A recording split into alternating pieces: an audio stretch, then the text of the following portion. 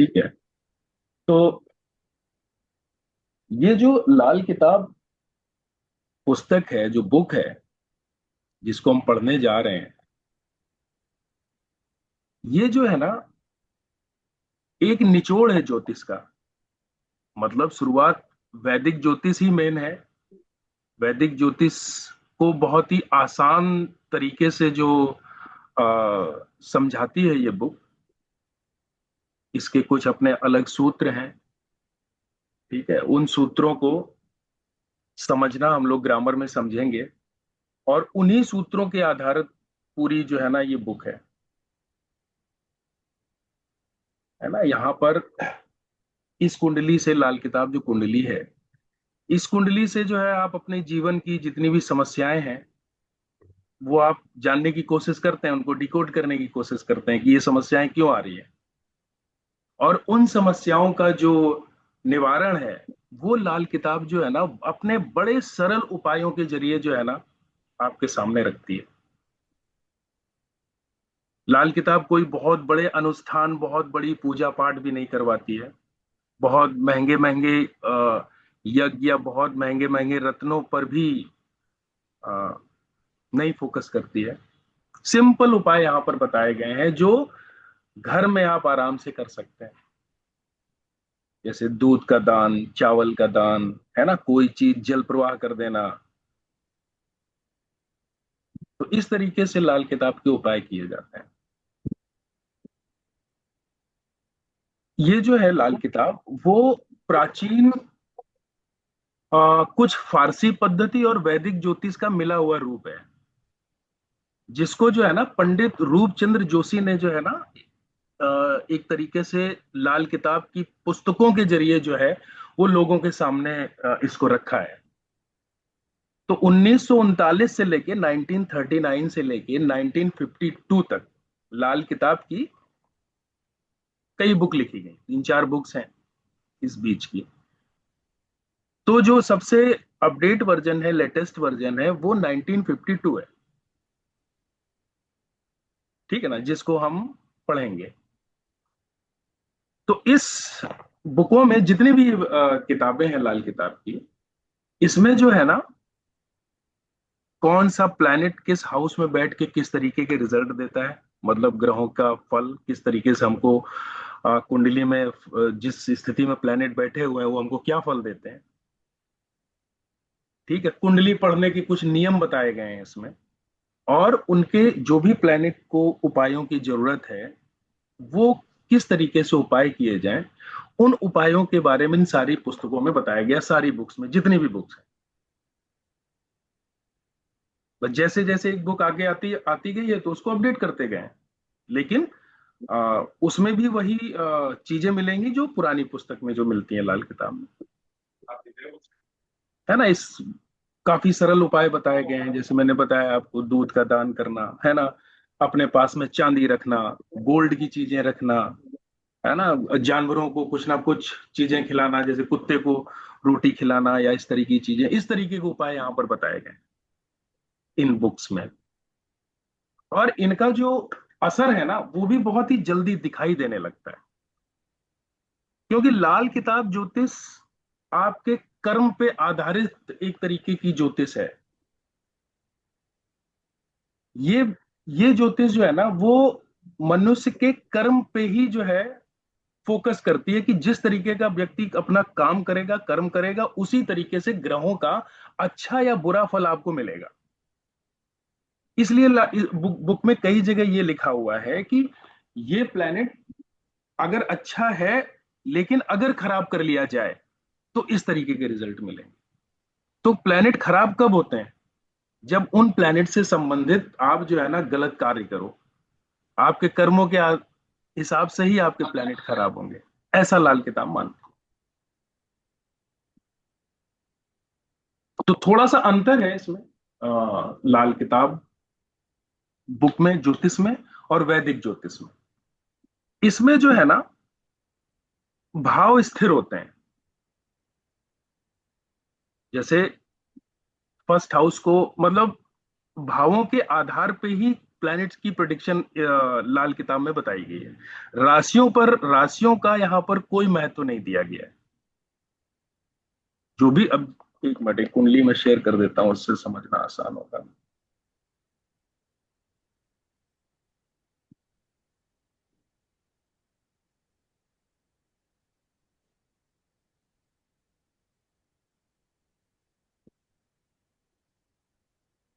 ठीक है, तो इसमें जो दिख रहा है ना ये चार्ट, है ना, तो इसमें जो है, जैसे ये कुंडली, ब्लैंक कुंडली आपके सामने लगी हुई है, इसमें ये जो नंबर्स लिखे हुए हैं, इसको लाल किताब कहती है ये राशि नहीं है, ये हाउस है। ये फर्स्ट हाउस, ये सेकंड हाउस, ये third house, fourth house, fifth house, छठा घर, सातवां, आठवां, नौवां, 10वां, 11वां और 12वां।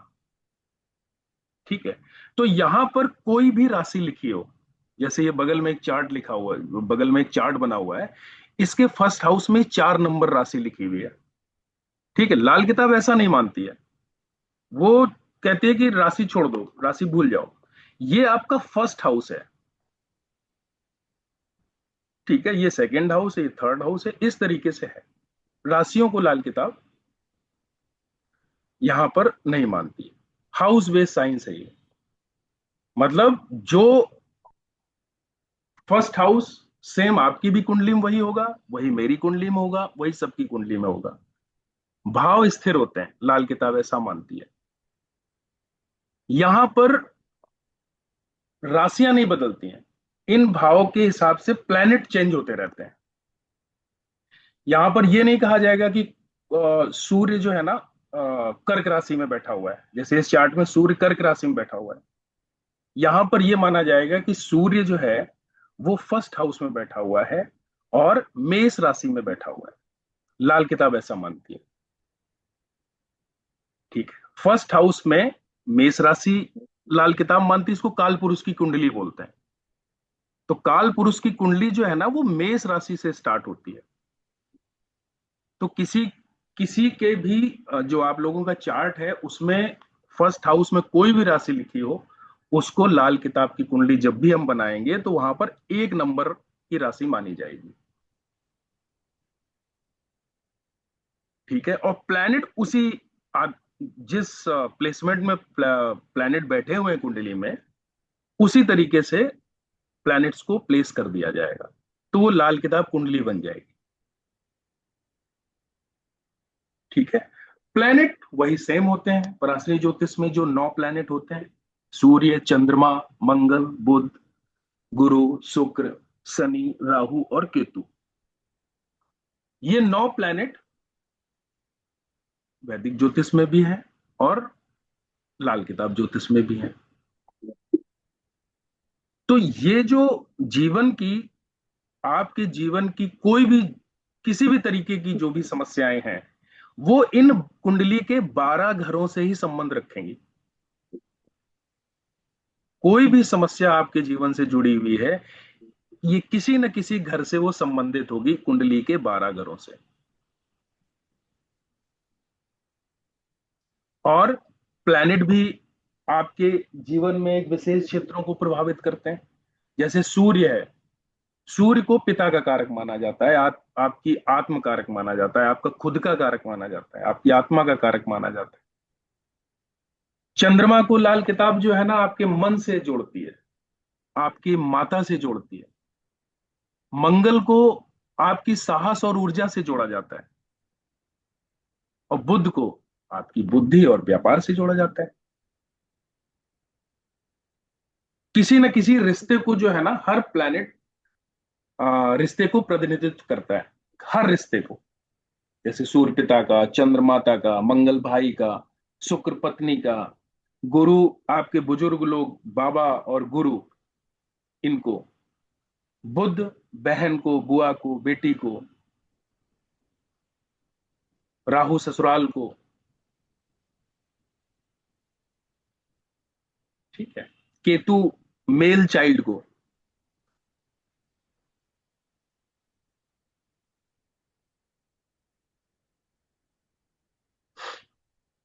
तो ये जो जो प्लैनेट हैं, ये हमारे रिश्तों से भी जुड़े हुए हैं और हमारे कर्मों से भी जुड़े हुए हैं। जब भी हम कोई उपाय करते हैं तो सबसे पहले क्या होता है, हमारी ऊर्जा बदलती है। हम निगेटिविटी से जो है ना पॉजिटिविटी में आते हैं। हमारे, जब तक हम उपाय करते हैं हमारे कर्म जो है ना वो बड़े संतुलित रहते हैं। ऐसा नहीं है कि हम उपाय भी कर रहे हैं और हम गलत काम भी कर रहे हैं। हम हर चीज को प्रॉपर ध्यान रख के और बहुत ही सोच समझ के करते हैं। इससे क्या होता है कि ग्रहों का जो होता है ना वो दोष कम होता है। जैसे सपोज मान लीजिए आपके चार्ट में चंद्रमा खराब है, तो चंद्रमा खराब अगर है तो उपाय यही तो बताया जाएगा कि दूध का दान करें,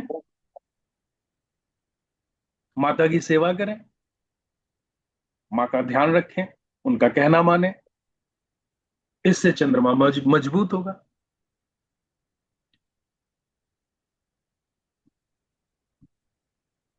तो यहां पर जो है ना लाल किताब को सीखने के लिए तीन चीजें जो है ना बहुत जरूरी है समझना। एक तो ग्रहों को समझना है, हर ग्रह का जो है ना स्वभाव क्या होता है उसको समझना जरूरी है।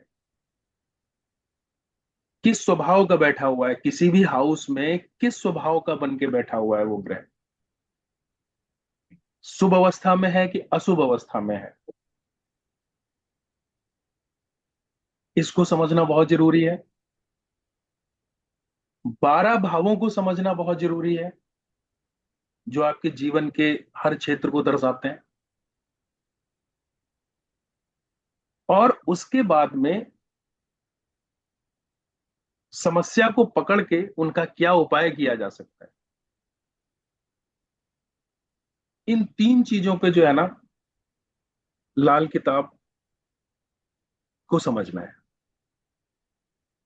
अब ये भी है कि किसी ग्रह का आप उपाय कर रहे हैं तो उसके विपरीत कोई कार्य नहीं करना चाहिए। जैसे चंद्रमा का उपाय कर रहे हैं, एक तरफ माता का अपमान कर रहे हैं,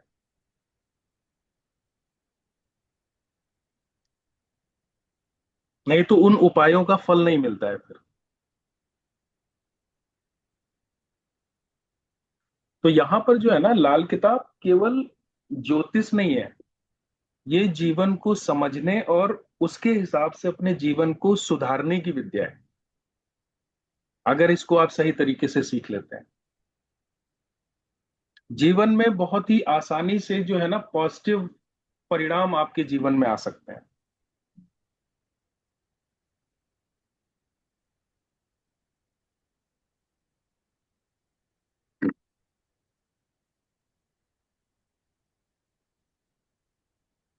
तो इसमें जो है ना सबसे पहले तो ये जो कुंडली के आपको 12 भाव दिख रहे हैं 1 से लेके 12 तक,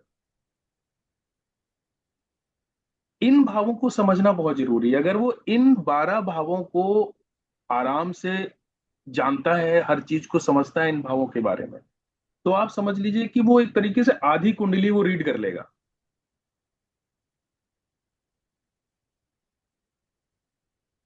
ठीक है, जैसे फर्स्ट हाउस है, ये आपका शरीर और आपके व्यक्तित्व को दिखाता है। फर्स्ट हाउस से पता चलेगा आपका नेचर कैसा है,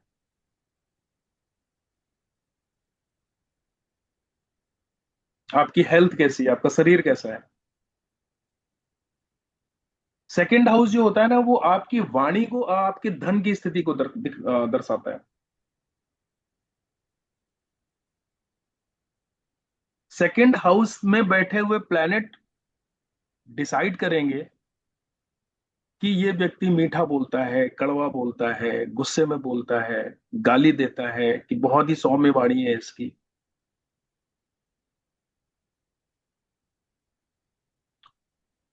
इसी हाउस से पता चलेगा आपका, आपके टेस्ट बेस कैसे हैं, आपको कैसा खाना पसंद है, इसी हाउस से पता चलेगा। जो प्लैनेट बैठा होगा, जैसे मंगल है, मंगल जो है ना वो तीखे कड़वे चीजों को, मसालों को दर्शाता है। शनि जो है ना वो ठंडी चीजों को दर्शाता है ना? जुपिटर अगर है तो ये मीठे को दर्शाता है। चंद्रमा है तो क्रेविंग रहेगी खाने के लिए, कुछ ना कुछ चाहिए उसको समय समय पे, थोड़ी थोड़ी देर में। और ये आपके धन की स्थिति को भी दर्शाता है, जो भी आपके पास में एक्यूमुलेशन में है उसको दर्शाता है ये सेकंड हाउस। ठीक है। ये हाउस जो है ना आपकी फैमिली का है, फैमिली में सारे लोग आ जाते हैं,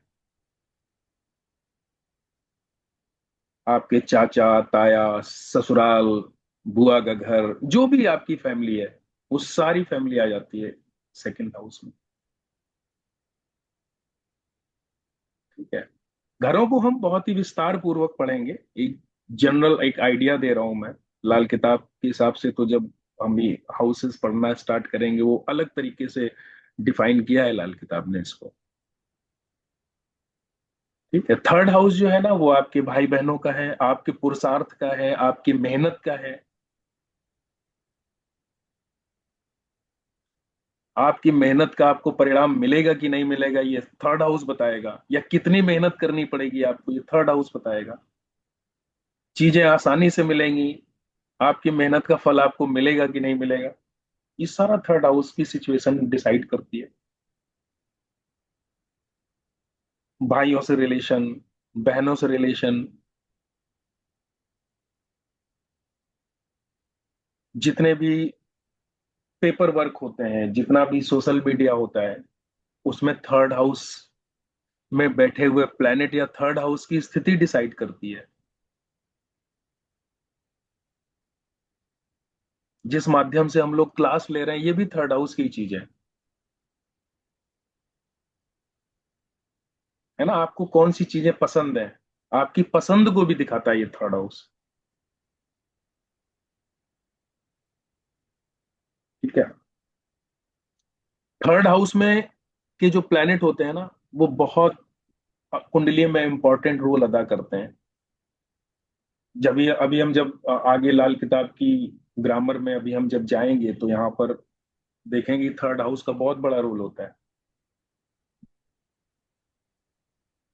ठीक है। कुंडली का चौथा घर जो है ये आपके सुखों को दर्शाता है। किसी भी प्रकार के सुख, आप जीवन में आनंदित हैं कि नहीं है, सुख मिल रहा है कि नहीं मिल रहा है। और घर के इन्वायरमेंट को दिखाता है ये।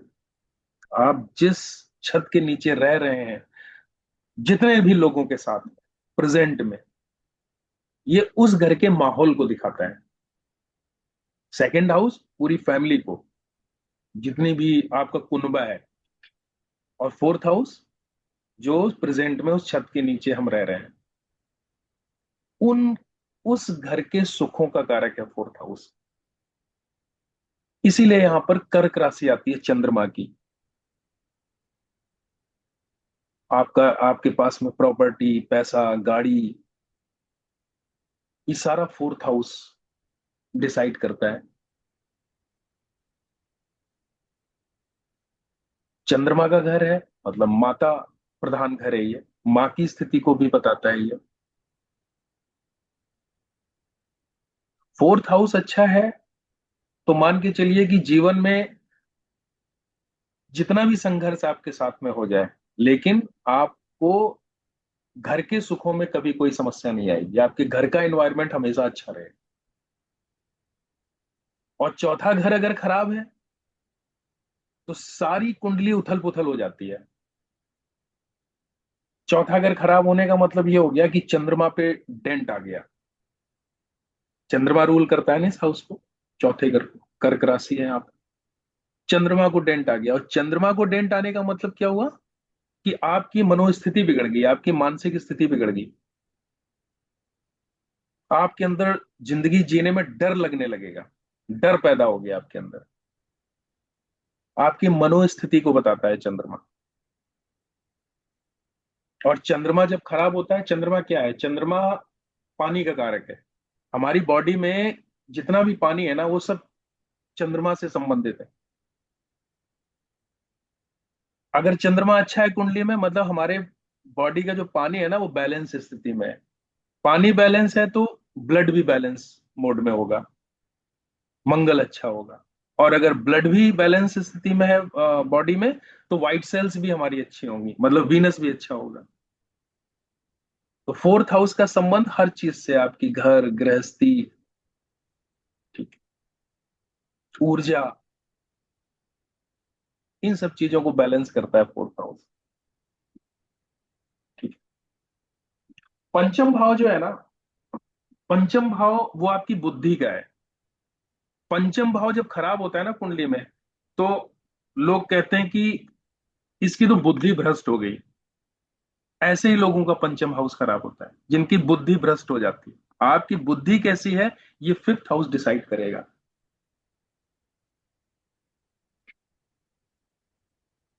बुद्धि का, आपकी संतानों का, और निस्वार्थ प्रेम का हाउस है ये, क्रिएटिविटी का। पिछले जन्म के जो कर्म है ना, वो डिसाइड करता है पंचम भाव कैसा हो। तभी कहते हैं ना, किसी की संतान अच्छी निकल जाती है तो कहते हैं नहीं कि इसके इसके पिछले जन्म के कर्म अच्छे रहे होंगे जो इसको इतनी अच्छी संतान मिली।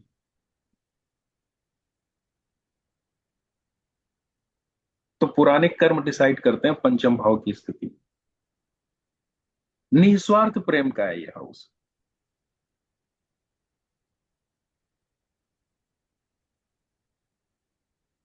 जिसमें किसी भी प्रेम में कोई स्वार्थ ना हो।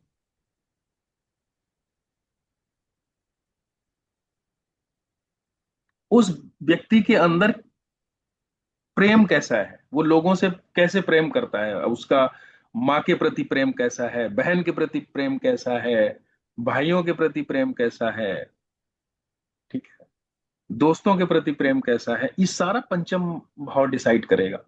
फिफ्थ हाउस डिसाइड करेगा। फिफ्थ हाउस की पोजीशन अगर अच्छी है, तो ऐसा व्यक्ति सबसे निस्वार्थ प्रेम करने वाला व्यक्ति होता है।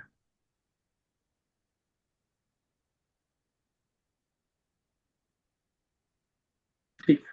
तो बुद्धि का हाउस है आपकी ये। बुद्धि अगर अच्छी, फिफ्थ हाउस अगर अच्छा, तो सब अच्छा। ठीक है। छठवां घर, ये चैलेंजिंग होता है थोड़ा ये। आपके रोग, ऋण, शत्रु, षड्रिपु जो होती हैं, ये उनका हाउस है। काम, क्रोध, लोभ, मोह, घमंड, इस तरीके की जितनी भी चीजें हैं ना, ये सब षड्रिपु है हमारी, हमारे अंदर के दोष हैं। ये जो है ना, जब हम पैदा होते हैं तो इनबिल्ट आते हैं, पैदाइशी आते हैं। छठवां घर वो दोष हैं जो हम जन्मजात लेके आते हैं। आठवां घर वो दोष है जो हम खुद यहां पर पैदा करते हैं उनको। ये अंतर है छठवें और आठवें घर के दोषों में। जो हम गलत कर्मों के द्वारा जो चीजें हम पैदा करते हैं, अपने साथ में लिंक करते हैं, वो आठवां घर है। छुपी हुई चीजें, इसीलिए आठवें घर को छुपी हुई चीजें बोलते हैं। इन गलतियों को व्यक्ति छुपा के रखता है, जो आठवें घर की जो गलतियां होती हैं। छठवें घर की गलतियों को छुपा नहीं पाता है, ओपन हो जाती हैं। किसी के अंदर क्रोध होगा तो वो तो ओपन ही रहेगा, कहाँ कंट्रोल कर पाता है। लोभ होगा तो हर जगह दिखाएगा उस ग्रीड को।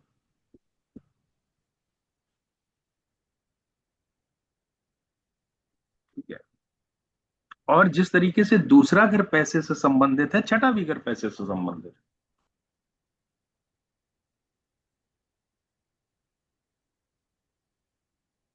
ये सर्विसेज का हाउस है। जिंदगी में किस तरीके की आप सर्विसेज देंगे लोगों को, सिक्स हाउस बताएगा। कर्ज, सिक्स हाउस डिसाइड करता है। ठीक है। सिक्स हाउस मजबूत है तो कोई भी शत्रु जो है ना आपका, कुछ नहीं, जीवन में आने वाली जो समस्याएं उससे आसानी से आप निकल जाएंगे। वो कुछ नहीं बिगाड़ पाएंगे आपका। लाल किताब के अनुसार जो है ना, ये आपके मामा का भी घर होता है। मामा के घर की स्थिति को दिखाता है छठवां घर।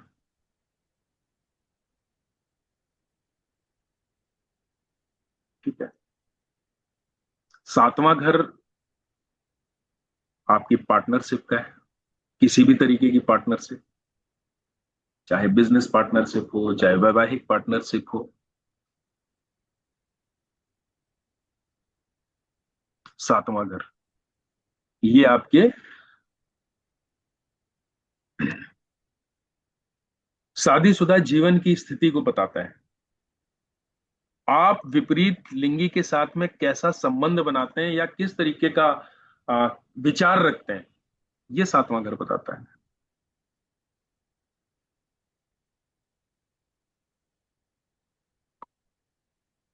सातवें घर की पोजीशन से उस व्यक्ति की स्थिति का पता लगाया जा सकता है कि अगर फीमेल है तो वो मेल के बारे में क्या सोचती है, अगर मेल है तो वो फीमेल के बारे में क्या सोचता है।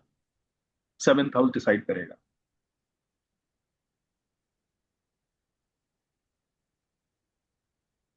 ठीक है। आठवां जो हाउस होता है वो मैंने अभी बताया आपको, जिन चीजों को आप छुपा के रखना चाहते हैं लोगों से, आपके रहस्य हैं, ऐसी गलतियां, ऐसी कमियां जो आप खुद से क्रिएट करते हैं। अचानक से जो समस्याएं पैदा होती हैं, सडन आने वाली अचानक समस्याएं, बड़ी बड़ी बीमारी, एक्सीडेंट, ठीक, सजा हो जाना, इस तरीके की जितनी भी चीजें हैं ना, वो सब आठवां घर है। ये हाउस जो है ना आपकी आयु को भी दिखाता है, आपकी आयु कितनी है। ठीक है। इसीलिए क्योंकि रहस्यों का हाउस है, इसीलिए ज्योतिष से संबंध भी रखता है ये हाउस। किसी भी तरीके की रिसर्च का हाउस है ये।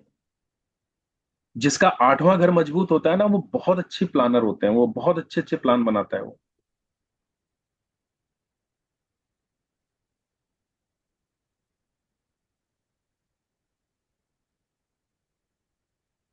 ठीक है। नाइन्थ हाउस आपके घर का बीच का एरिया है, सेंटर पॉइंट है। नाइन्थ हाउस आपका भाग्य है ये, गुरुओं का घर है ये, आपके पूर्वजों की स्थिति को बताता है नाइन्थ हाउस। नाइन्थ हाउस अगर अच्छा तो सब अच्छा। कहते हैं ना कि ये आदमी तो भाग्यशाली है, इसको चीजें बहुत आसानी से मिल जाती हैं। नाइन्थ हाउस की स्थिति ये बताएगी कि इस व्यक्ति के जीवन में कितनी राह इस आसान है और कितनी राह कठिन है।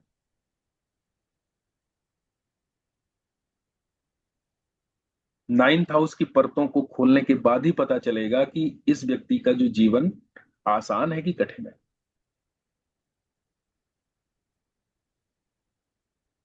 ठीक है। नवा घर जो है ना, लाल किताब इसको बुनियाद मानती है, कुंडली की बुनियाद। कुंडली की बुनियाद मतलब लगन की बुनियाद, फर्स्ट हाउस की बुनियाद मानती है। और फर्स्ट हाउस क्या है? आप खुद। तो आपकी बुनियाद है ये नाइन्थ हाउस। अगर नाइन्थ हाउस मजबूत है कुंडली में, नाइन्थ हाउस में अच्छे प्लैनेट्स बैठे हुए हैं, तो मतलब आप कह सकते हैं कि इस व्यक्ति को जो है अपने परिवार का, अपने बुजुर्गों का सपोर्ट बहुत अच्छा मिला होगा।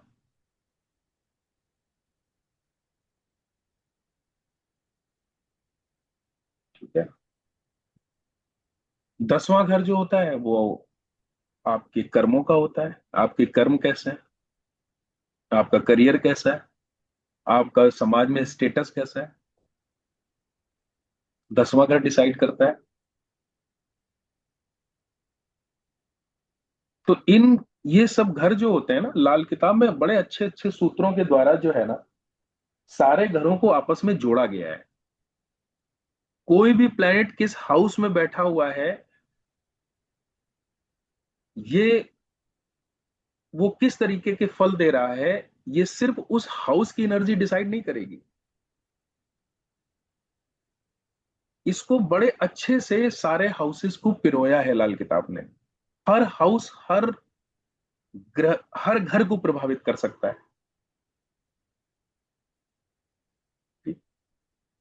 11वां घर आपके सोशल सर्किल का है, आपकी लाभ की स्थिति को बताता है, इच्छा पूर्ति को बताता है कि जीवन में चीजें आसानी से मिलेंगी कि नहीं। 11वां घर जो है वो किसी काम को करने की जो हिम्मत है ना, हिम्मत करके जो उस काम को जो अप्लाई किया जाता है, इम्प्लीमेंट करना किसी भी काम का, उस उससे भी संबंध रखता है 11वां घर। 11वां घर अगर पाप प्रभाव में है, अच्छी स्थिति में नहीं है, तो आप जीवन में चाहे जितने प्लान बना लो, चाहे जितनी कोशिश कर लो, आप इंप्लीमेंट करने की हिम्मत नहीं दिखा पाएंगे, किसी भी काम को स्टार्ट करने की हिम्मत नहीं, स्टार्ट नहीं कर पाएंगे।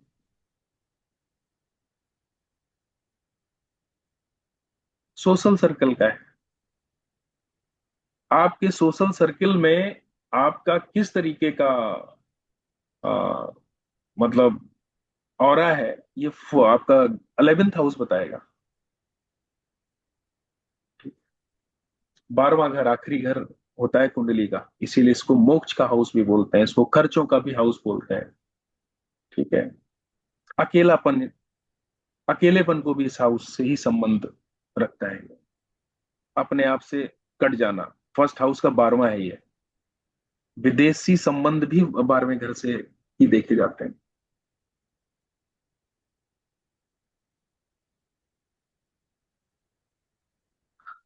ठीक है, तो यहां पर जो है ना, जो फर्स्ट हाउस है, ये हर फर्स्ट हाउस से लेके 12वें घर तक किसी न किसी जीवन के हर क्षेत्र को लेके इन्हीं 12 घरों से ही चीजें आपको निकालनी। पहला भाव अच्छा है तो शरीर आपका मजबूत रहेगा, स्वभाव आपका अच्छा रहेगा, जीवन की दिशा अच्छी रहेगी, जीवन आसानी से आप चलाएंगे, आत्मविश्वास होगा आपके अंदर, एक अच्छा व्यक्तित्व होगा आपके अंदर, समाज में आपका मान सम्मान होगा अगर फर्स्ट हाउस बहुत अच्छी पोजीशन पे है, लगन अच्छा है। खराब है तो वही आत्मविश्वास में कमी होगी, आपको मानसिक तनाव रहेगा किसी न किसी चीज को लेकर। है ना, तो अच्छा है, वो हाउस अच्छा है कि बुरा है, ये आगे के सब्जेक्ट है, आगे के पॉइंट्स हैं कि उसको हम कैसे डिसाइड करेंगे कि ये हाउस अच्छा है, ये हाउस खराब है ना, इस हाउस में अच्छे प्लेनेट बैठे हुए हैं, इस हाउस में खराब प्लेनेट बैठे हुए हैं। ठीक है, तो ये आगे के विषय है, इसको हम लोग आगे ग्रामर में इसको पढ़ेंगे। ठीक है। तो भाव के बाद में आता है फिर सूर्य, प्लैनेट्स के ऊपर बहुत महत्व दिया गया है लाल किताब में। ठीक है, जैसे सूर्य है, सूर्य जो है ना पिता का कारक है, आप जो आपकी अथॉरिटीज है उनका कारक है। मजबूत होगा तो सूर्य व्यक्ति के अंदर जो है ना नेतृत्व करने की क्षमता देता है ना, समाज में मान सम्मान देगा। खराब हुआ, पिता से दूरी, अहंकार, घमंड रहेगा उस व्यक्ति के अंदर। चंद्रमा अगर कुंडली में अच्छा बैठा होगा, आपका मन शांत रहेगा, आपके परिवार में सुख शांति रहेगी, धन का आवागमन अच्छा रहेगा। खराब होगा चंद्रमा तो बहुत सारी दिमाग में मानसिक चिंताएं बनी रहेंगी, है ना, मानसिक तनाव रहेगा। ज्यादा चंद्रमा जब खराब होगा तो डिप्रेशन की भी स्थिति चली जा हो जाता है, डिप्रेस हो जा मोड में आ जाता है। ठीक है, मंगल जो है वो आपके साहस को बताता है, आपके अंदर कैसी ऊर्जा है उसको दिखाता है। लाल किताब में मंगल को बड़ा महत्व दिया गया है, इसीलिए यहाँ पर दो मंगल है, बताए गए हैं लाल किताब में, मंगल बद और मंगल अच्छा। मतलब एक मंगल खराब और एक मंगल अच्छा, तो दोनों को बड़ा अच्छे से समझाया गया है लाल किताब में। तो मंगल जो है आपकी साहस का कारक है, आपकी ऊर्जा का कारक है, और आपके रिश्तों में आपके भाई का कारक है। अच्छा होगा अगर मंगल, तो व्यक्ति बहादुर होगा, उसके अंदर पॉजिटिव ऊर्जा होगी, भाइयों से संबंध उसके अच्छे होंगे, भाई उसकी मदद करने वाले होंगे। और अगर यही आ, मंगल खराब है तो उसके अंदर क्रोध की भावना होगी, जल्दबाजी करेगा वो, रिश्ते निभाने का गुण नहीं होगा उसके अंदर। देखिए, मंगल डिसाइड करता है कि आपके रिश्ते कैसे हैं। मंगल रिश्ते निभाने का कारक है, किसी के साथ में कोई भी रिश्ता हो, फादर के साथ में कैसा रिश्ता है, भाई के साथ में कैसा रिश्ता है, माँ के साथ में कैसा रिश्ता है, दोस्तों के साथ में कैसा रिश्ता है, पत्नी के साथ में कैसा रिश्ता है, मंगल डिसाइड करेगा। अगर मंगल खराब है कुंडली में, मंगल बद है, तो एक भी रिलेशन उसका अच्छा नहीं होगा। मंगल डिसाइड करता है कि ये व्यक्ति, इसके रिश्तेदार कैसे हैं, रिलेशन ये कैसे निभाता है, किसी रिश्ते को ये किस तरीके से निभाएगा। इसीलिए बड़ा महत्व दिया गया है लाल किताब में। कुंडली, जैसे लाल किताब के हिसाब से आप शादी की कुंडली मिलाते हैं, है ना, कुंडली मिलाने का अगर काम करते हैं, तो उसमें ये पॉइंट जरूर देखना चाहिए कि मंगल अच्छा है कि मंगल खराब है। वैदिक ज्योतिष में इसको मांगलिक बोला गया है। कुंडली देखते हैं ना कि कुंडली मांगलिक है कि मांगलिक नहीं है। तो मांगलिक में इसमें मंगल की जो प्लेसमेंट बताई है, वो 12वां घर, पहला घर, चौथा घर, छठवां घर और 8वां घर। यही तो है ना मंगल, मांगलिक की प्लेसमेंट। लेकिन लाल किताब कहती है कि भले ही मंगल की प्लेसमेंट इन घरों में हो, लेकिन मंगल अच्छा हो, मंगल बद ना हो, तो ऐसा मंगल अच्छा ही माना जाता है, ऐसा मंगल खराब नहीं माना जाता। अब मंगल बद की परिभाषा हम आगे पढ़ेंगे, जब मंगल को हम एक्सप्लेन करेंगे, मंगल की बात जब करेंगे, है ना। लाल किताब ने बुध को भी बहुत महत्व दिया है। बुध को इसलिए महत्व दिया है क्योंकि बुध जो है ना, वो आपकी बुद्धि का कारक है, आपके दिमाग का कारक है।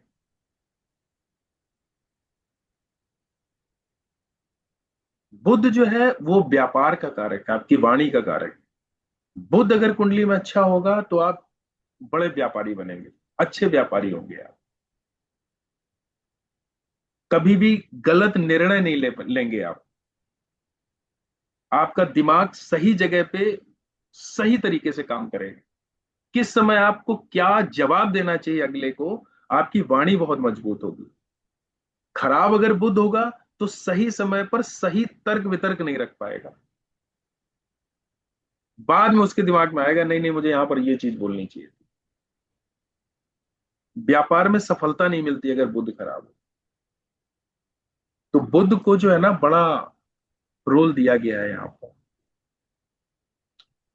और दिमाग का कारक है चूंकि बुध, तो इसलिए जो है ना, दिमाग में चलने वाले जो विचार होते हैं ना, वो भी बुध कैसा है आपकी कुंडली में उसको डिसाइड करते हैं। दिमाग अच्छा है लेकिन विचार ही है, आप विचार ही आपके दिमाग में गलत चलते रहते हैं, तो बुध में डेंट आ जाएगा। दिमाग अगर बहुत अच्छा है, दिमाग अगर बहुत अच्छा नहीं है लेकिन विचारों से आदमी बहुत अच्छा है, पॉजिटिव विचार चलते हैं उसके दिमाग में, तब भी बुध कंट्रोल होगा। और विचार जो होते हैं वो राहु के ऊपर डिसाइड होते हैं कि आपके दिमाग में किस तरीके के विचार चलेंगे। इसीलिए लाल किताब में राहु और बुध को एक साथ जो है ना, कॉम्बिनेशन करके जो है ना, कुंडली में देखा जाता है। क्योंकि अगर इन दोनों में से एक भी प्लेनेट अगर अच्छा है, तो दूसरा जो है ना वो ठीक हो जाता है, उसका काम चल जाता है। ठीक है। जुपिटर को बहुत बड़ा महत्व दिया गया है लाल किताब में, क्योंकि जुपिटर जो है ना, वो सीधे सीधे आपके भाग्य का कारक है। ठीक है। गुरु का कारक है। अच्छा गुरु मतलब अच्छा भाग्य। खराब जुपिटर अगर कुंडली में है मतलब ज्ञान की कमी। प्रॉस्पेरिटी का कारक है जुपिटर। प्रॉस्पेरिटी कई तरीके से आती है, प्रॉस्पेरिटी संतान से भी आती है, प्रॉस्पेरिटी पैसे से भी आती है, प्रॉपर प्रॉस्पेरिटी ज्ञान से भी आती है। तो सबसे पहले तो कुंडली में जुपिटर को देखना चाहिए। जुपिटर अगर कुंडली में खराब है, तो आप चाहे जितने उपाय करते रहिए, वो चीजें सही नहीं होंगी।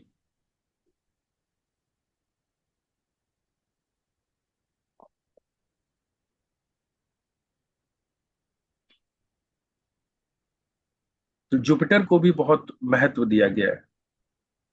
सबसे पहले कुंडली में जुपिटर को देखें। जुपिटर अगर अच्छा होगा तो आप जो है ना, आप ये समझ सकते हैं कि, मान सकते हैं कि ये व्यक्ति को जो भी बताया जाएगा, इसको जो भी ज्ञान दिया जाएगा, उसको कम से कम ये समझेगा। एक आइडियल लाइफ, आइडियोलॉजी वाला इंसान होगा, ये धर्म के रास्ते पे चलने वाला होगा। धर्म के रास्ते का मतलब ये नहीं कि पूजा पाठ करने वाला हो, धर्म के रास्ते का मतलब ये अच्छी और गलत चीजों को उसके अंदर समझने की क्षमता हो।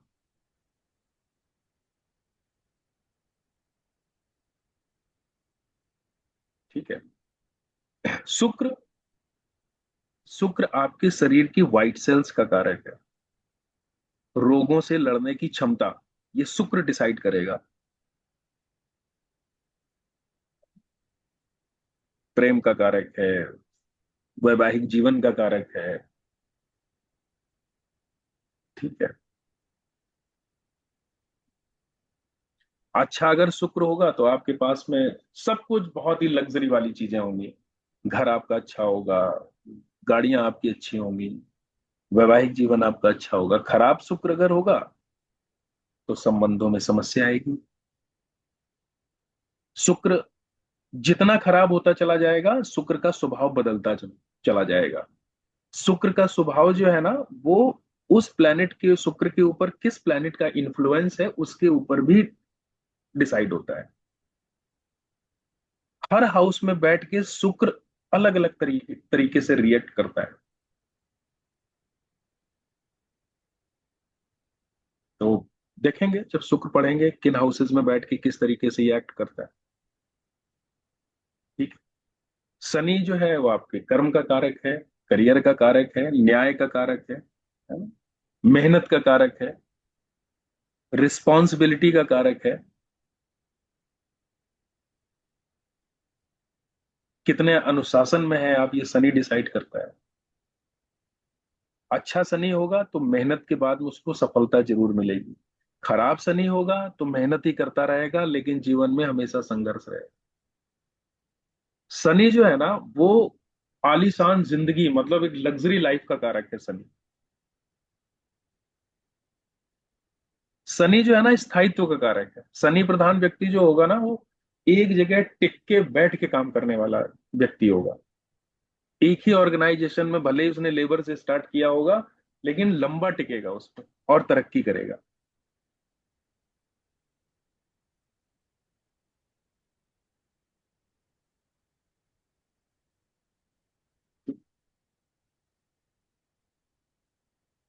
बचे राहु और केतु। इन दोनों प्लेनेट को तो एक साथ ही रख के देखना चाहिए, क्योंकि राहु सोच है, विचार है, और केतु उन विचारों को एक्ट करता है। सिर्फ अपना दिमाग केतु में नहीं होता। राहु अगर खराब है तो केतु खराब होगा ही होगा, राहु अगर अच्छा है तो केतु अच्छा होगा ही होगा।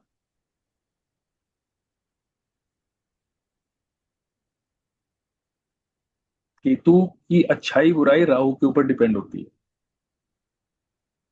राहु अगर खराब है तो हमेशा भ्रम की स्थिति डाल के रखेगा, कभी भी निर्णय लेने में एक निर्णय पे नहीं आ पाएगा व्यक्ति।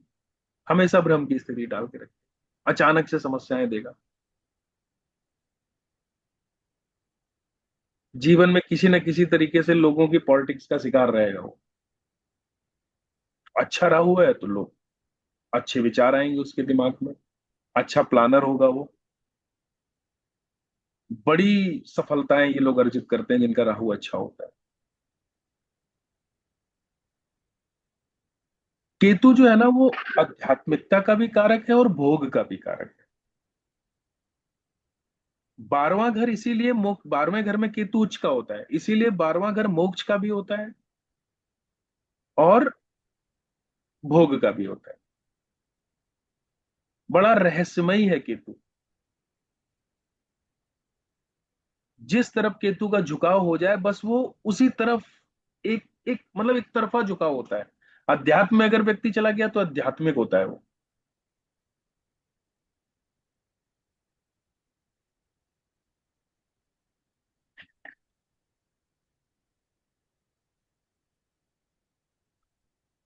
ठीक है। तो यहां पर जो है,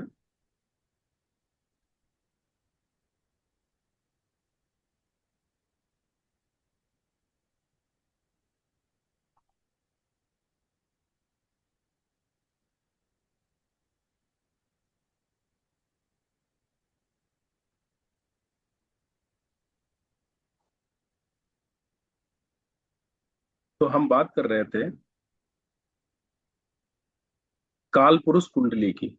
अभी तक किसी को कुछ कोई चीज पूछनी हो तो पूछे, फिर आगे बढ़ते हैं। कोई चीज ना समझ में आई हो,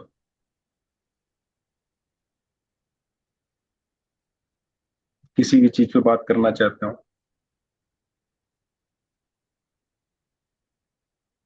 अभी तक जितना हमने बात की वो चीज समझ में आई? ठीक है, आगे बढ़ते हैं। तो यहां पर जो है ना, हमने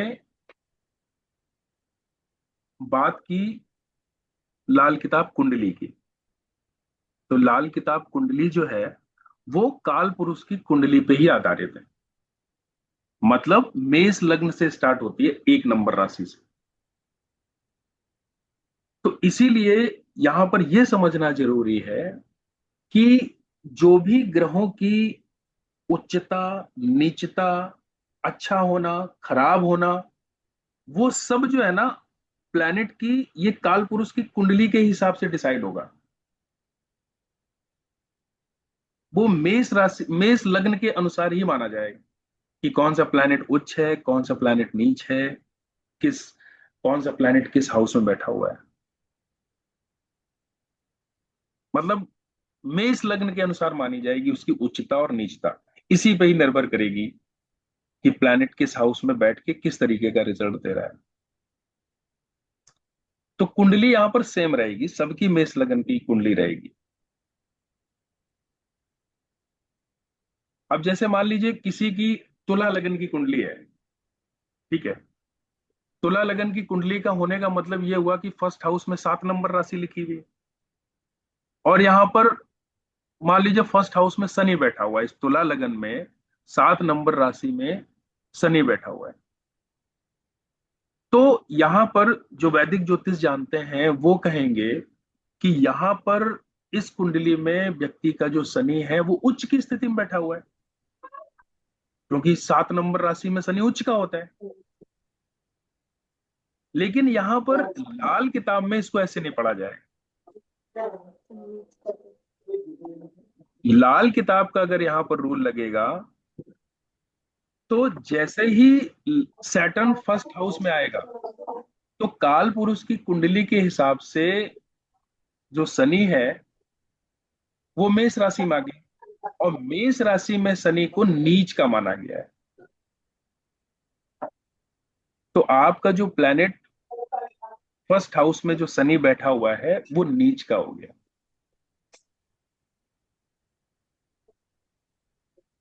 अब जैसे हमने कहा कि किसी के फोर्थ हाउस में शुक्र बैठा हुआ है।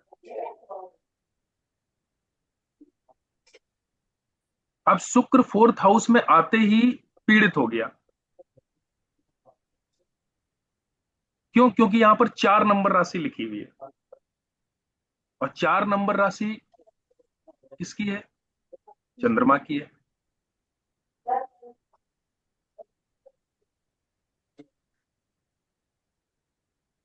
कर्क राशि जो है वो चंद्रमा की है। तो अगर संबंधों की अगर बात करें, शुक्र और चंद्रमा, तो इसको जो है ना हानि पहुंचाने का काम करता है हमेशा। ये आवाज जिसकी पीछे से आ रही है ना वो म्यूट कर ले अपने आप को।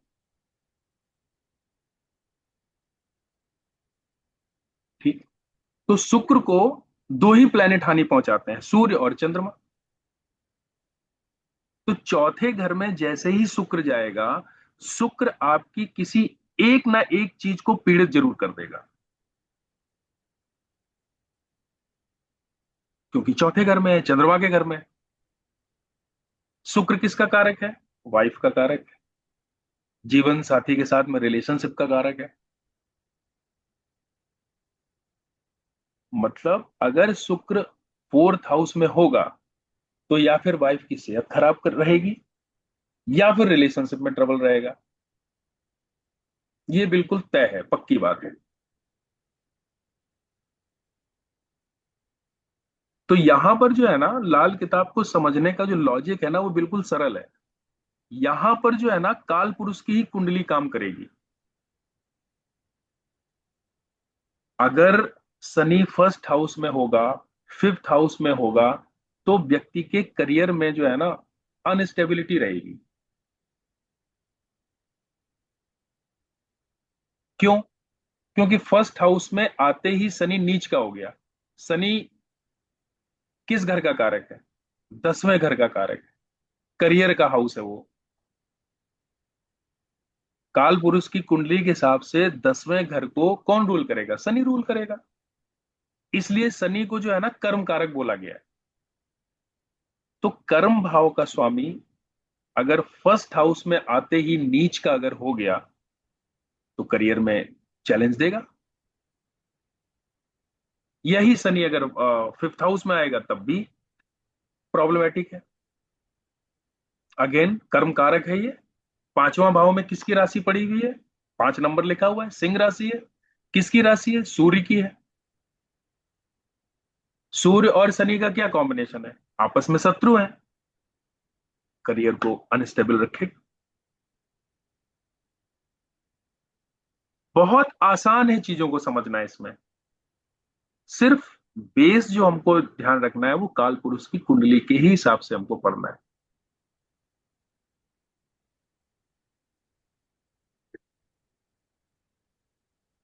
देखिए प्लैनेट जो है ना, जिस प्लैनेट किस हाउस में किस तरीके की एनर्जी रखे है ना, इसके ऊपर भी काफी चीज डिसाइड होती है ना। और हर हाउस जो है ना, हर व्यक्ति के लिए कुछ ना कुछ अलग तरीके से एक्ट करता है।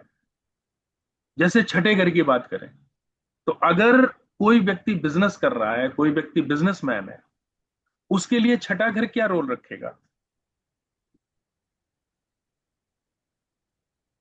सिंपल है, एक बिजनेसमैन के लिए छठा घर उसका पेमेंट है, पैसा है। कस्टमर से जो मिलने वाला जो पैसा होता है वो है छठा घर।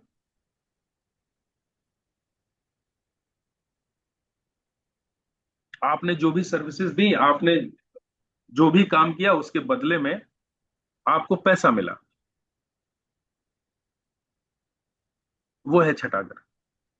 अब काल पुरुष की कुंडली के हिसाब से छठे भाव में कौन सी राशि आती है? 6 नंबर राशि आती है। कौन रूल करता है उसको? मरकरी, बुध रूल करेगा।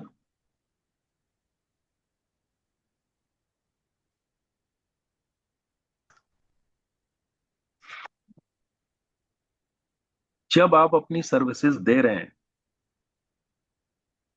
तो उसके एवज में जो पैसे लेन देन में जो आप चतुराई और बुद्धिमत्ता का जो आप प्रयोग करेंगे, वही है बुध। इसी हाउस को बुध रूल करता है। मतलब ईश्वर ने भी ये डिसाइड किया है कि जो आप सर्विसेज दे रहे हैं उसके बदले में आप पैसा लो। अगर आपने कोई प्रोडक्ट बेचा है या कोई सर्विस दी है तो उसके एवज में आपको पैसा देना ही है या लेना ही है। अब यहां पर मान लीजिए कोई प्लेनेट छठे घर में, मान लीजिए कोई प्लेनेट आ गया, मान लीजिए सूर्य आ गया। अब सूर्य जो है ना, वो एक तरीके से ईगो का भी कारक है ना।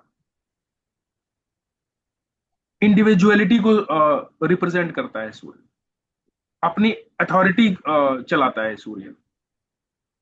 तो यहां पर जो उस व्यक्ति का जो नेचर होगा ना, वो सर्विसेज देने में, ये क्या है? सेवा का भाव है। यहां पर सूर्य का होना बहुत अच्छा नहीं माना जाएगा। मान लीजिए जुपिटर आ गया। जुपिटर क्या है? जुपिटर जो है ना एक तरीके से साधु और सन्यासी टाइप का है। अब उसको जो है ना छठे घर में जुपिटर बैठा हुआ है। अगर उस व्यक्ति की प्रवृत्ति एक साधु टाइप के मनुष्य की हुई, तो जो भी वो व्यक्ति अपनी सर्विसेज दे रहा है उसके बदले में तो वो पैसा ही नहीं मांग पाएगा।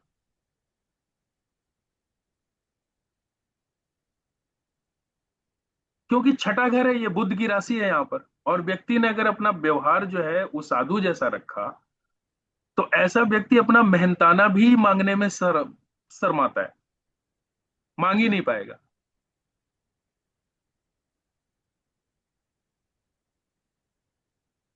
तो आप देखेंगे छठवें घर में अगर बृहस्पति है और अगर व्यक्ति ज्योतिषी भी है ना, तो वो अपनी सर्विसेज के बदले पैसा मांग नहीं पाता। देखिएगा चार्ट में, चेक करिएगा। और अगर आप इस स्थान पे बृहस्पति को प्रबल करते हैं, तो इसका मतलब आपके अंदर जो है ना उस साधु के ट्रेड बढ़ते चले जा रहे हैं। बृहस्पति को प्रबल करने का मतलब क्या हुआ कि बहुत ज्यादा पूजा पाठ में चले जाना। छठवें घर में बृहस्पति बैठा है तो आपको किसके ट्रेड्स अपनाने हैं? आपको बुध के ट्रेड अपनाने हैं। इसीलिए बृहस्पति छठे वाले को बोलते हैं कि ज्यादा पूजा पाठ नहीं करना चाहिए।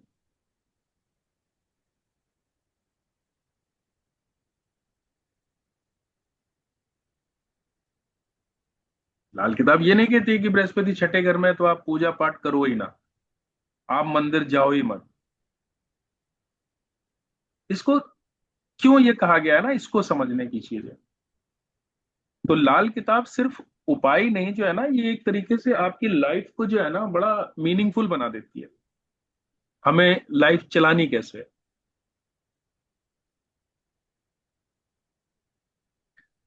मंदिर ना जाना, पूजा पाठ में मना करना, ये बृहस्पति छह वाले को इसलिए मना किया गया है कि वह व्यक्ति अगर भक्ति में चला जाएगा तो जुपिटर को ज्यादा स्ट्रेंथन करेगा। और जुपिटर ज्यादा अगर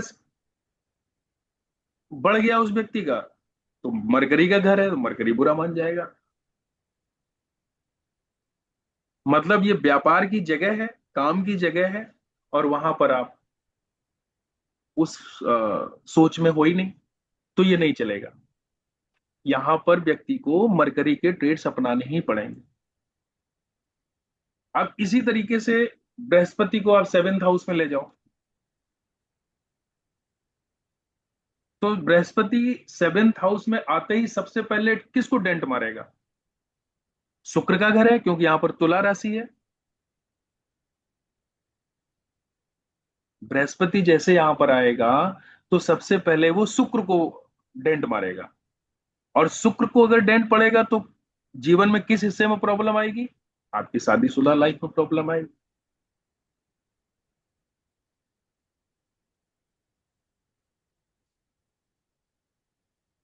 यहां पर बृहस्पति अगर होगा तो व्यक्ति जो है ना वो रिलेशनशिप के प्रति जो है ना बहुत ज्यादा गंभीर नहीं होता है, बहुत ज्यादा ध्यान नहीं देता है।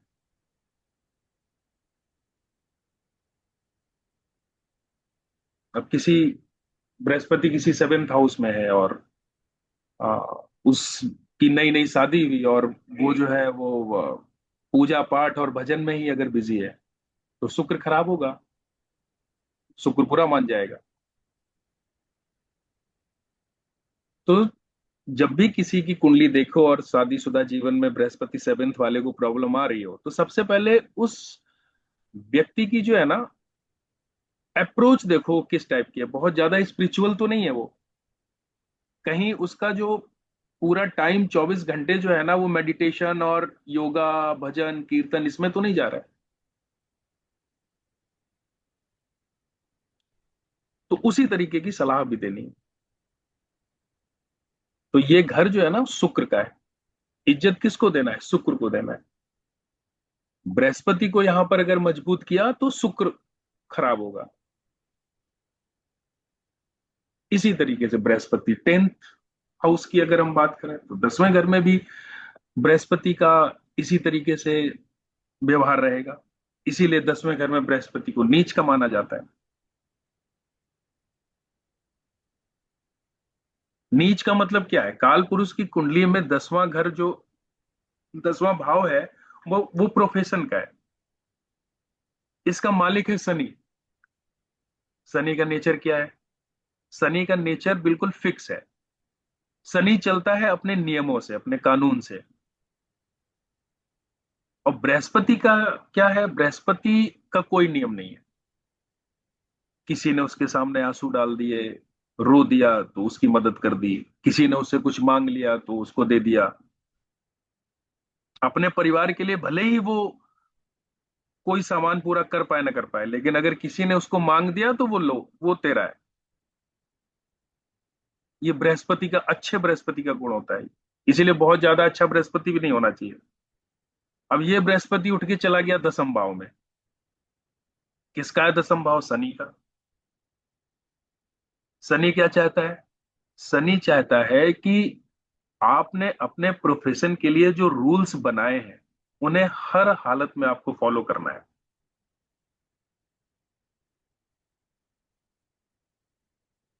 उसको अनुशासन में रखना है।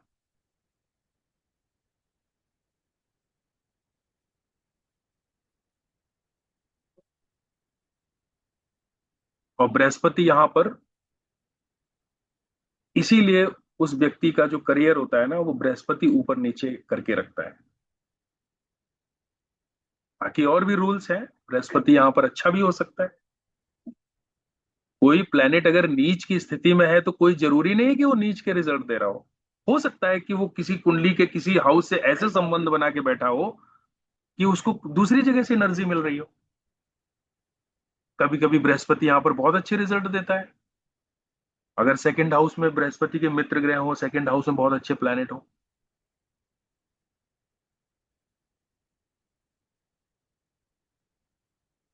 बृहस्पति 10 वाले को लाल किताब कहती है नेकी कर जूते खा। तो यही है कि इसीलिए बहुत ज्यादा 10th हाउस में अगर बृहस्पति बैठा हुआ है तो बहुत ज्यादा उसको नेक दिल इंसान नहीं होना चाहिए, नहीं तो लोग फायदा ही उठाते हैं उसका। 100% होता है बृहस्पति 10 वाले के साथ।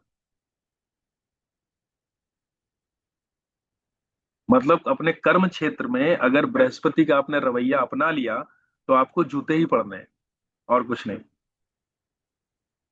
क्यों? क्योंकि ये घर है शनि का, इज्जत देनी है यहां पर शनि को। सिंपल है लाल किताब की प्रेडिक्शन को समझना, कि एक बात सिर्फ समझनी है, जिसके घर में हम जा रहे हैं हमको उसकी बात माननी पड़ेगी। आप अगर किसी ऐसे मित्र के यहां आप रुके हुए हैं जो शराबी है, शराब पीता है, आपको पसंद आए या ना आए, लेकिन उसके साथ में आपको लगानी पड़ेगी, तभी जो है वो आ, आपको बहुत अच्छा रिस्पॉन्स देना शुरू करेगा। नहीं तो वो उस तरीके से आपसे नहीं मिल पाएगा, बुरा मान जाएगा। तो सिंपल है कि प्लैनेट जिसके घर में गया है उसी के घर के अनुसार उसको ढलना पड़ेगा। ये गोल्डन रूल है लाल किताब का, ये ध्यान रखना है हमेशा। जब भी किसी प्लैनेट को हम पढ़ रहे होंगे तब ये बहुत काम आएगा ये चीज। ये गोल्डन रूल हुआ, जिसके घर में आप जिसके घर में प्लेनेट है उसको सलाम ठोकना पड़ेगा, उसकी माननी पड़ेगी। ये क्लियर? ठीक है। तो यहां पर हर हाउस का जो है ना एक सिग्निफिकेटर प्लेनेट होता है लाल किताब में। और ये प्लेनेट जिस घर से जुड़ा होता है उसको उसका पक्का घर बोलते हैं।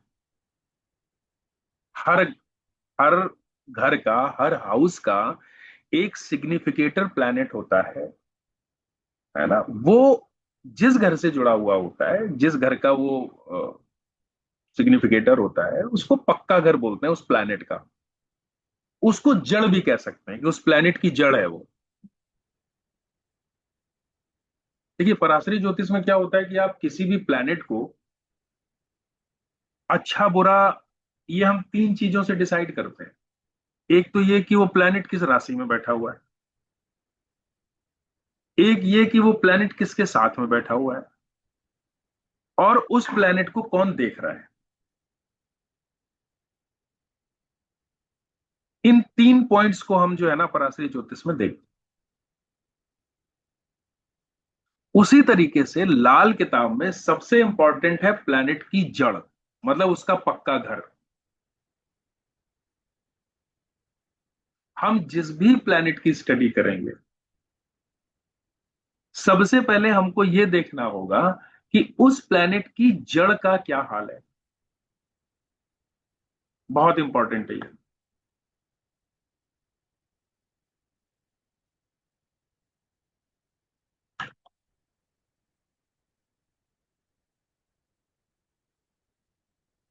मतलब ये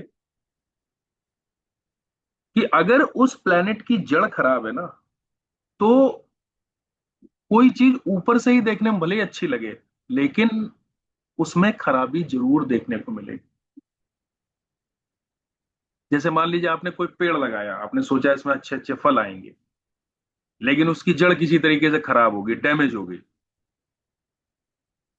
तो बाहर से वो फल चाहे जितने अच्छे अच्छे देखने में लगे, लेकिन कहीं ना कहीं वो फल खराब ही हो जाएंगे। क्यों? क्योंकि उनकी जड़ खराब होगी। तो लाल किताब में पक्का घर इज वेरी इंपॉर्टेंट। जड़, उस प्लेनेट की जड़ देखनी है कैसी है। तो यहां पर हर प्लेनेट जो है ना, किसी न किसी घर का सिग्निफिकेटर है। जैसे सूर्य, पहला घर सूर्य का पक्का घर है। तो पहला घर क्या है? आपका शरीर। तो शरीर का सिग्निफिकेटर कौन हुआ? सूर्य। दूसरा घर किसका है? धन का, वेल्थ का। वेल्थ का सिग्निफिकेटर कौन हुआ? बृहस्पति।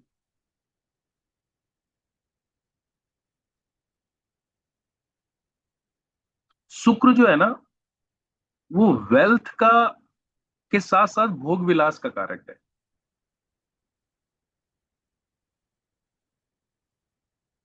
जितना भी धन भोग के लिए आता है वो है शुक्र।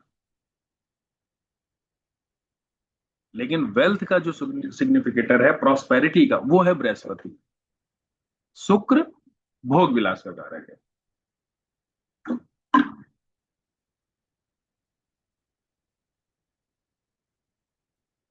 ठीक है। शुक्र जो है कंफर्ट है, लग्जरी है, भोग विलास है, मौज मस्ती है। ठीक है। तीसरा घर, तीसरा घर किसका है? आपकी मेहनत का है, एफर्ट्स का है, आपकी बाजुओं का है, बल का कारक है। तो यहां का सिग्निफिकेटर कौन है? मंगल। तीसरा घर मंगल की जड़ है। तो तीसरे घर का कारक मंगल हुआ।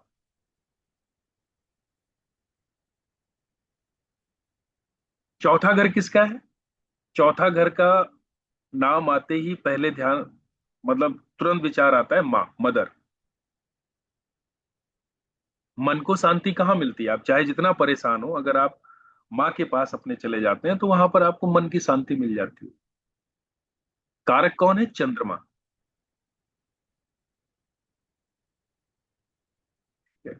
पांचवा घर संतान का, पूर्व पुण्य भाव, पूर्व पुराने जितने पुण्य कर्मा जैसे आपके होंगे, उसी के अनुसार जो है आपको फल मिलेगा, उसी तरीके से आपकी संतान होगी। तो संतान का कारक है बृहस्पति। संतान का, चाहे मेल हो चाहे फीमेल चाइल्ड हो। और मेल चाइल्ड का कारक है केतु।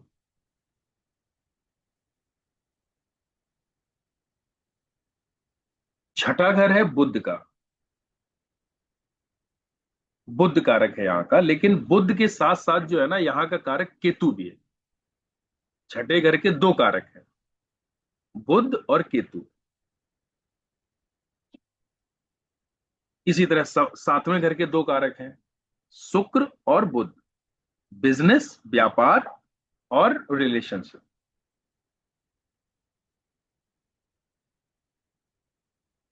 आठवें घर के भी दो कारक हैं। ये घर आयु का होता है। तो आयु का कारक कौन है? शनि।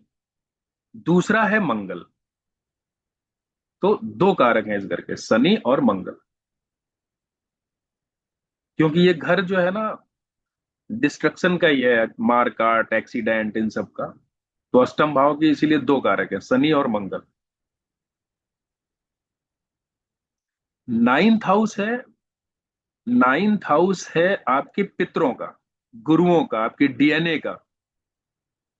सबसे इंपॉर्टेंट हाउस है आपकी कुंडली का।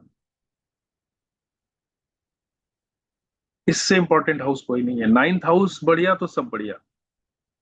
किस्मत है तो है। चाहे जितने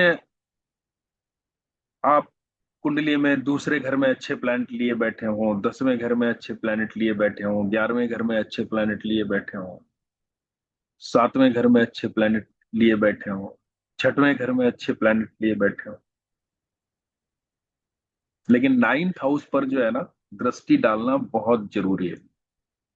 नाइन्थ हाउस खराब तो भाग्य खराब। फिर चाहे जो भी आप जितने अच्छे प्लैनेट कुंडली में लेकर बैठे रहे हो, कहीं ना कहीं जो है ना, जीवन में समस्या रहेगी रहेगी। कुछ प्लैनेट तो इस हाउस के लिए बहुत ही मतलब निगेटिव माने गए हैं। वो भाग्य को मारते ही नहीं है, बिल्कुल खत्म ही कर देते हैं।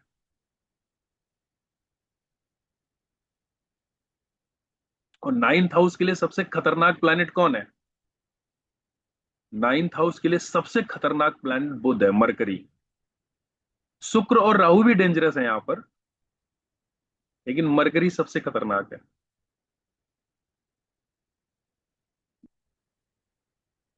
ठीक है। तो ये जो है ना, जुपिटर का पक्का घर है, बृहस्पति का। 10वां घर कर्म कारक शनि का पक्का घर है। 11th हाउस लाभ का है, सोशल सर्कल का है, समाज का है। तो ये जो है ना, जुपिटर का पक्का घर है।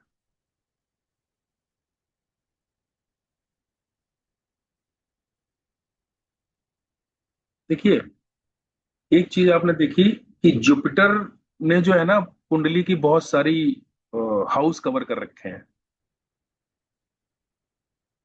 इसीलिए ये किस्मत का कारक है। जुपिटर जो है 5th हाउस का भी कारक है, 2nd हाउस का भी कारक है, 11वें घर का भी कारक है, 12वें घर का भी कारक है। तो जुपिटर का सही होना इन इतने ही घरों को पे इफेक्ट डाल सकता है। इसीलिए इसको किस्मत का घर माना जाता है। और 9th हाउस को रूल करता है। 9th हाउस बढ़िया तो जुपिटर बढ़िया। आराम से आप जिंदगी में चैन की नींद सो जाओ, कोई दिक्कत नहीं। 9th हाउस गड़बड़ तो सब गड़बड़। लगाते रहो जिंदगी में चक्कर, इधर उधर भटकते रहो। तो 12th हाउस का भी कारक जुपिटर और राहु है ना। तो ये कैसे काम करते हैं, ये आगे आपको सीखने को मिलेगा।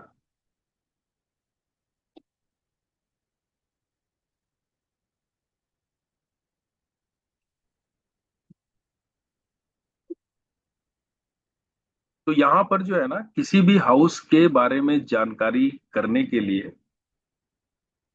इन चीजों का बहुत ध्यान रखना जरूरी है। पक्के घर का,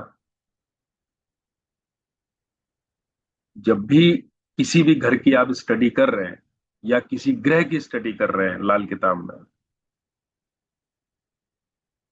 तो जो है ना, वो ग्रह जो है किन घरों का कारक बना हुआ है, ये चीज हमको ध्यान रखना बहुत जरूरी है। ठीक है। अब यहां पर जो है ना, अब जैसे ये इस तरीके से काम करता है, जैसे मान लीजिए पहला घर, जैसे पहले घर की हमने बात की, तो पहले घर किसका पक्का घर है? पहला घर जो है वो सूर्य का पक्का घर है। अब सूर्य को यहां पर ग्रहण कौन लगाता है? सूर्य को ग्रहण राहु लगाता है। अब सूर्य का पक्का घर है अगर फर्स्ट हाउस, और यहां पर अगर राहु आ गया, तो सूर्य की जड़ खराब होगी। फर्स्ट हाउस के खराब होने से सूर्य की जड़ खराब होगी।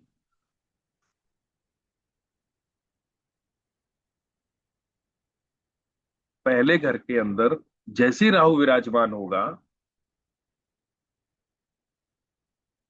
सूर्य की जड़ खराब हो जाएगी। अब सूर्य कुंडली में कहीं पर भी बैठा हो, सूर्य की जड़ खराब होने की वजह से सूर्य कुंडली में जिस भाव में बैठा होगा उस भाव में ग्रहण लग जाएगा। कहने का मतलब ये है कि राहु फर्स्ट हाउस में आया है, सूर्य 10th हाउस में बैठा है, तो उसके काम धंधे पे ग्रहण लग गया। राहु लगन में है, सूर्य 5 में बैठा हुआ है, ग्रहण किसको लगा? बुद्धि को लगा, संतान को लगा। राहु लगन में है, सूर्य 7 में है, ग्रहण किसको लगा? शादीशुदा जीवन में ग्रहण लग गया। इसी तरीके से चंद्रमा को ग्रहण केतु लगाता है। चंद्रमा की जड़ कौन सी है? चौथा घर। केतु 4 में आ गया, तो केतु का 4 में आते ही चंद्रमा को ग्रहण लग गया। मतलब केतु के 4th घर में आते ही चंद्रमा की जड़ खराब हो गई। यही चीज ध्यान रखना है। सबसे इंपॉर्टेंट है प्लेनेट की जड़। 10वां घर किसका पक्का घर है? शनि का। शनि को सबसे ज्यादा कौन खराब करते हैं? सूर्य और चंद्रमा। जब भी चंद्रमा 10th भाव में होगा, जड़ खराब किसकी होगी? शनि की होगी। तो सबसे पहले जड़ पे ध्यान देना है।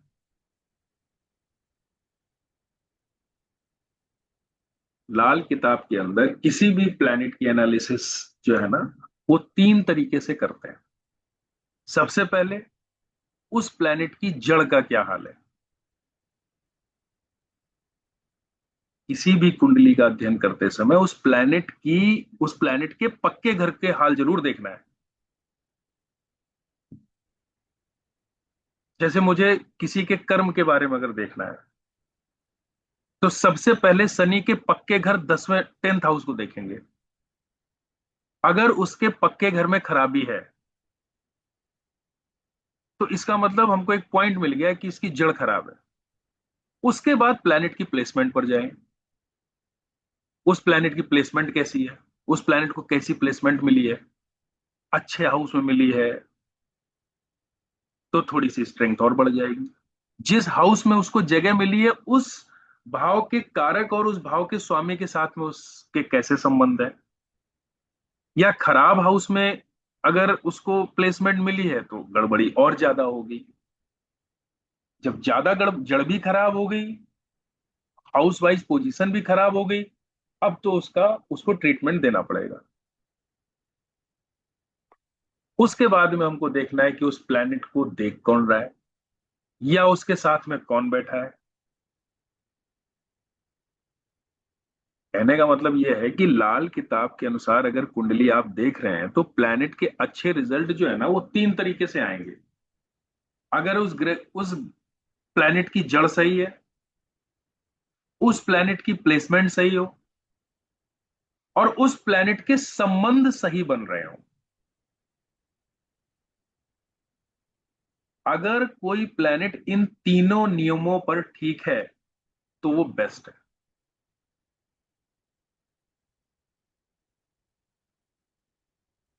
आपसे अगर किसी ने पूछा कि मेरे भाई को समस्या है, आज तक वो सेट नहीं हुआ, या भाई को कोई ना कोई समस्या है, कोई फिजिकल प्रॉब्लम है, तो आपको सबसे पहले क्या देखना है? आपको सबसे पहले मंगल की जड़ देखनी है। जड़ पर चले जाओ मंगल की। क्या है मंगल की जड़? तीसरा घर और 8वां घर। इसके बाद मंगल की प्लेसमेंट देखो। मंगल को खराब करने का काम कौन से प्लैनेट करते हैं? मंगल को खराब करते हैं बुध और केतु। माना केतु या बुध 3rd हाउस में आ गया, तो बुध या केतु के 3rd हाउस में आते ही डैमेज होगा मंगल। मंगल की जड़ डैमेज हो गई। 8वें घर में बुध या केतु है, तब भी मंगल की जड़ खराब हो जाएगी। अब ये प्रॉब्लम तब और बढ़ जाएगी जब मंगल किसी खराब हाउस में बैठ जाए, मतलब जड़ भी गई, प्लैनेट भी गया।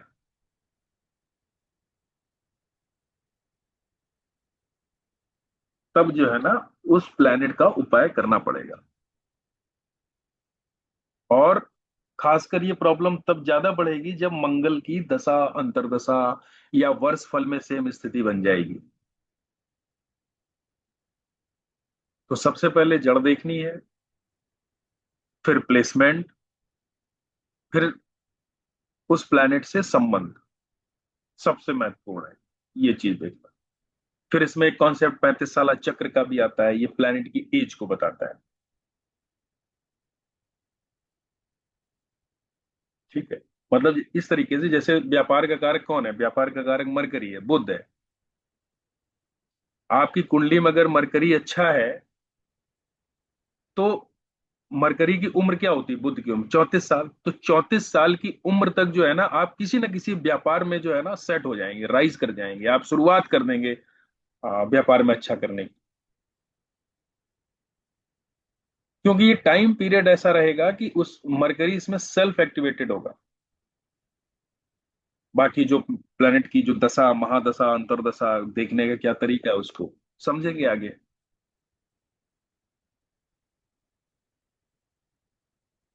इसी तरह मंगल को उम्र मिली है 28 से 34 साल के बीच।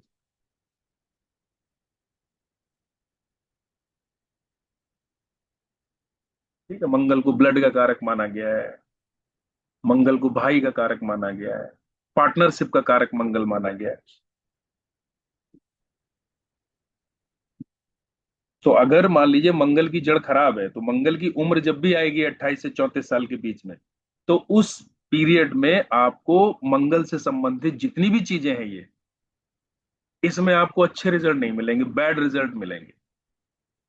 पार्टनर आपका धोखा दे देगा, ब्लड से रिलेटेड आपको प्रॉब्लम हो जाएंगे, भाई आपका उटपटांग काम करके आपको परेशान करेगा। मतलब इन सब चीजों को लेके आप डिस्टर्ब रहेंगे जब भी मंगल का अर्थ आए।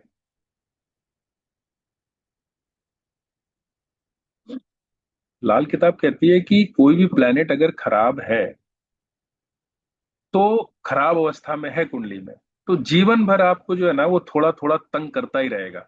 लेकिन जब उसकी उम्र आएगी या उसका टाइम पीरियड आएगा, तब आपको उपाय और उसका प्रिकॉशन लेने की जरूरत पड़ेगी।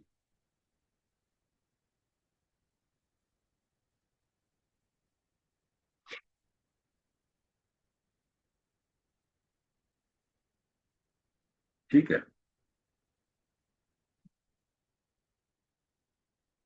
अब जैसे शनि है, वर्ष फल का भी बहुत महत्व है लाल किताब में। अगर वर्ष फल में कोई प्लेनेट अच्छी, भले ही आपके चार्ट में खराब स्थिति में है, लेकिन वर्ष फल में अगर कोई प्लेनेट अच्छी स्थिति में आ जाता है, तो उस प्लेनेट से संबंधित चीजें जो होती है ना उस साल अच्छी से घटित हो सकती हैं। जैसे मान लीजिए सातवें घर में शनि आ गया, सातवें घर में शनि उच्च का होता है। अब उस साल, जिस साल शनि आपका वर्ष फल में सातवें घर में आया हुआ है, उस साल शनि मकान का कारक है ना, इन सब का कारक। तो आप जो है ना, अगर मकान आपको उस साल अगर आप कोशिश करेंगे, तो आप जो है ना मकान भी ले सकते हैं। तो जो प्लेनेट जिस हाउस में, तो बहुत सारी चीजें हैं, वर्ष फल है, लाल किताब दशा है ना, दशा अंतरदशा है, बहुत सारी चीजें हैं। तो सबको मिल के जो है ना आगे एक स्टेप बाय स्टेप हम सीखेंगे। शुरुआत करेंगे ग्रामर से, पहले ग्रामर को समझना है ना, समझते हुए उसको कुंडली पे लगाना है।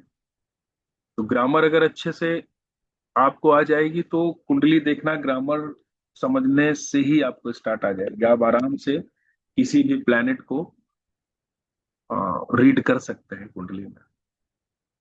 ठीक है, तो आज इतना ही रखेंगे। किसी को कुछ पूछना हो तो पूछ सकता है, किसी भी बारे में। हमारी फर्स्ट क्लास थी, नेक्स्ट क्लास से हम रेगुलर स्टार्ट करेंगे इसको। हम्म। अनिरुद्ध जी बोलिए। सर एक प्रश्न था मेरा, जैसे अभी तक मतलब मोस्ट ऑफ द एस्ट्रोलॉजर्स जो है वो आगे का आप। क्वेश्चन मत पूछिएगा, कोई अच्छा। मतलब नहीं आगे का डिस्कशन करने से। इस क्लास में या लाल किताब से संबंधित अगर कोई क्वेश्चन हो सिर्फ वही पूछिएगा। आगे का मैं कोई डिस्कशन अभी नहीं करूंगा, वो अपने आप आपके सवाल आंसर मिलते चले जाएंगे जैसे जैसे क्लास आगे बढ़ेगी। ठीक है। ठीक है। नेक्स्ट क्लास कब होगी सर? एक दिन बाद। ऑल्टरनेट हमारा जो बैच चलेगा ट्यूसडे थर्सडे सैटरडे। हाँ राइट।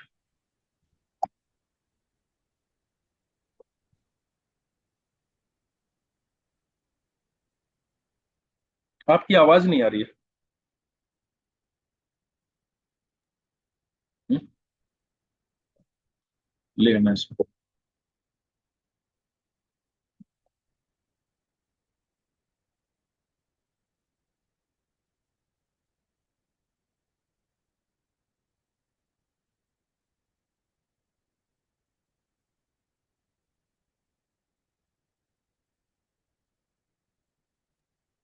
सर इसका रिकॉर्ड, आज का जो रिकॉर्डिंग है वो जो आपने ग्रुप बनाया है हमारा उसमें मिल जाएगी कल? हाँ हाँ बिल्कुल मिल जाएगा।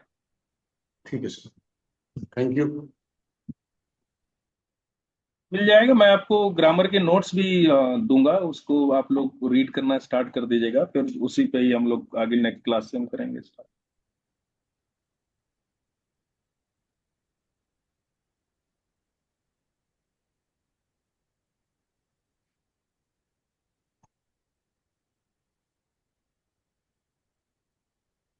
आपकी आवाज नहीं आ रही, पता नहीं क्यों नहीं आ रही है। मैंने सर ओके करने के बाद मैंने अनम्यूट कर दिया था अपने आप। हाँ नहीं नहीं नहीं, आप अच्छा। ये श्री वसीम जी पूछना कुछ बात करना चाह रहे हैं, इनकी आवाज नहीं आ रही है। अच्छा। चलिए, और किसी को कोई बात करनी हो पूछिए, कुछ भी जानकारी लेनी हो। अभी जो है ना हमारा बैच 7 बजे चलेगा, फिर हो सकता है इस बैच की टाइमिंग को 6 बजे कर दिया जाए। ठीक है, 6 बजे कोई प्रॉब्लम तो नहीं होगी? नहीं सर। ठीक है, ओके। हाँ।